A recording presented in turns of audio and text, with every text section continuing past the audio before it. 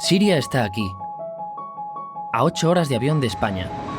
Es la mitad grande y su población se concentra aquí. ¿Por qué?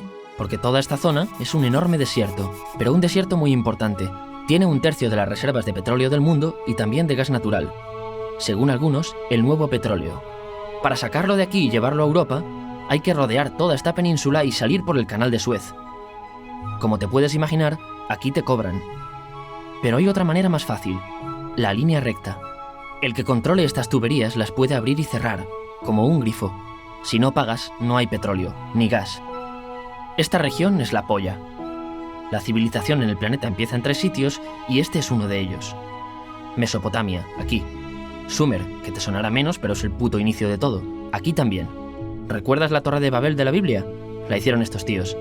Egipto, aquí. Siempre ha sido un punto de contacto entre Oriente y Occidente, dando a Asia salida al Mediterráneo.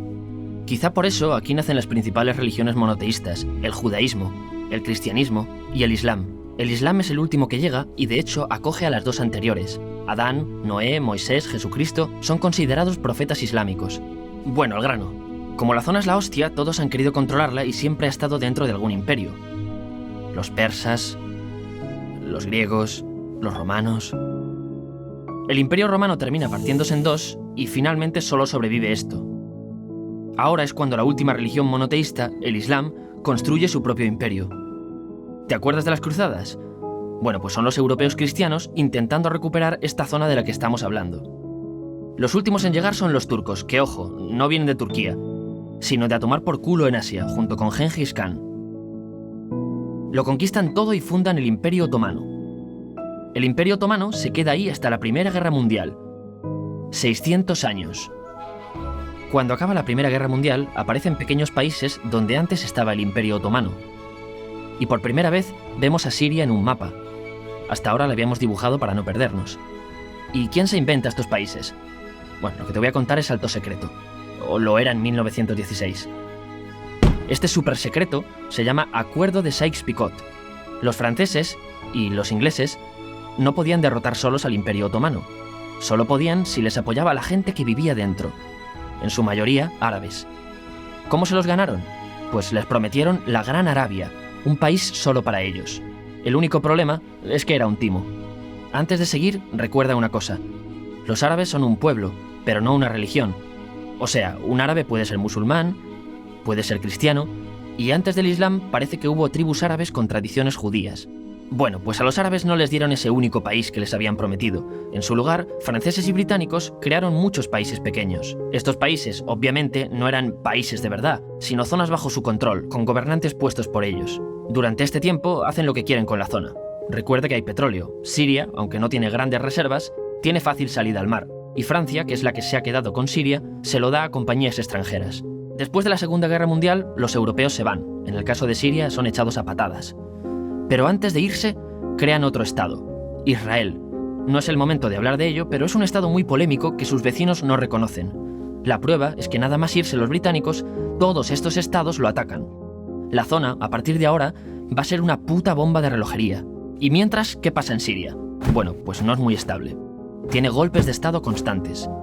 En esa época, aparece en Siria una ideología que se hace con el control y se expande por el mundo árabe, el Ba'ath. Esta ideología mezcla el antiguo sueño de una sola nación árabe con ideas socialistas. Y algo muy importante, es laica, o sea que no es religiosa. Siria se llega a unir con Egipto, un país con el que no tiene frontera. Pero no es algo raro, muchos de estos países intentan hacerlo también. Como recordarás, a esta gente se le había prometido un solo país y las ganas las seguían teniendo. Pero la unión falla. En este tiempo, Egipto les convence para nacionalizar el petróleo. En Siria, Al-Assad, el padre del Assad de ahora, se convierte en jefe del estado Ba'ath. En Irak, también Ba'ath, comienza a ganar fuerza Saddam Hussein. Las diferencias entre ambos países dividen a los partidos Ba'ath de otros países en pro-Siria o pro-Irak. Ahora ocurre la Guerra Fría. El mundo se divide en 2, o eres de Estados Unidos o de la Unión Soviética. Son años muy movidos en los que se pegan constantemente con Israel, invaden su vecino Líbano y comienza una oposición islamista al régimen Ba'ath de Assad. Los hermanos musulmanes. Vale, volvamos atrás un momento. Recuerdas que la mayoría de árabes eran musulmanes, ¿verdad? Bueno, pues dentro de los musulmanes hay 2 ramas fundamentales. Suníes, la mayoría, y chiíes.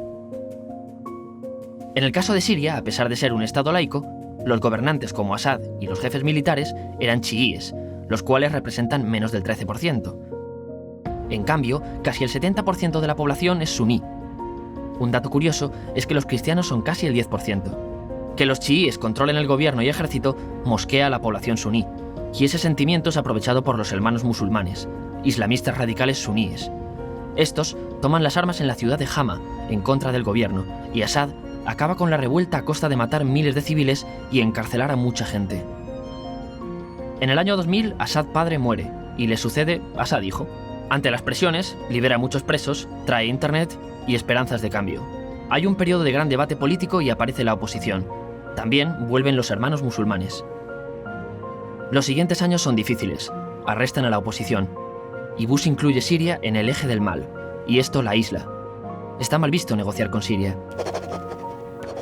Los kurdos, un pueblo que vive repartido por varios países de la zona, comienzan a protestar también. Hay represión y muertos. En 2011, te sonará esto, ocurre la Primavera Árabe. ¿Qué es esto? Bueno, es una protesta que se va propagando por todos los países árabes pidiendo más democracia.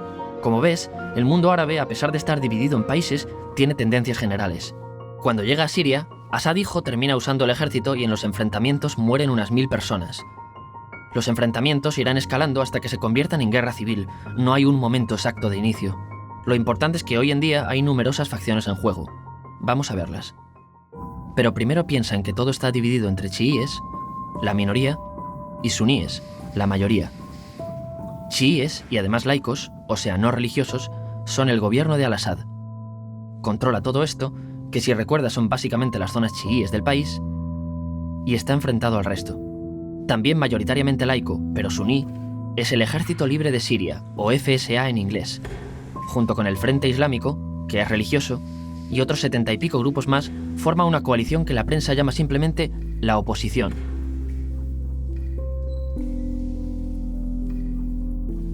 También suníes e islamistas, pero radicales, son Al-Nusra, llamados Al-Qaeda en Siria porque son básicamente eso, Al-Qaeda en Siria. Otros islamistas radicales son el ISIS o Estado Islámico. Salen de Al-Qaeda en Irak, controlan la mayor parte de Siria e Irak y se han hecho famosos por sus atrocidades. Su objetivo teórico impacta a muchos. Es un Estado Islámico a lo largo de Asia, África y Levante. Aunque a ti ya te suena, ¿verdad? En naranja tenemos al pueblo kurdo, que recordarás porque el presidente Al-Assad lo reprimió, al igual que gobiernos de países próximos también lo hacen. Ahora controlan militarmente esta zona. Antes de terminar, repasemos los apoyos internacionales a fecha de octubre de 2015. Las fuerzas de Al-Assad son apoyadas por Rusia, que ya tenía base militar en el país antes del conflicto, Irán y China. Todos son países de lo que Europa llama Oriente. En contra de Assad, apoyando a la llamada oposición, luchan Estados Unidos, Turquía, Francia, Gran Bretaña y Arabia Saudí. Podemos terminar con algunas conclusiones. Te advierto que esto ya es pura opinión. Si recapitulamos, vemos que la región es estratégica. Por su situación privilegiada, todos la quieren. Siria siempre ha estado bajo el paraguas de grandes imperios. Piensa que hace 100 años la actual Francia era Francia. Gran Bretaña era Gran Bretaña. Pero es que hace 200 también, y hace 300 también, y hace 400 también. En cambio, Siria solo es Siria desde hace menos de 100 años, y solo se gobierna a sí misma desde hace poco más de 50. Además, jamás decidieron sus fronteras, se las impusieron. Europa dividió Oriente Medio a su antojo para controlarlo, diseñando países sin tener en cuenta su población. Muchos historiadores dicen que todo pueblo tiene la necesidad de manejar su propio destino, pero estos ingredientes que hemos visto juegan en contra de proyectos como la Siria Ba'ath, que encima usa la represión para mantenerse. En última instancia, lo que producen es una guerra civil. En este contexto no es extraño que aparezcan actores que se alimenten de la desesperación, el sentimiento suní de opresión y la visión de Occidente como invasor. ISIS usa la identidad árabe y la mitología de antiguos imperios. Cuando quieras entender el presente, pregúntate, ¿y el pasado?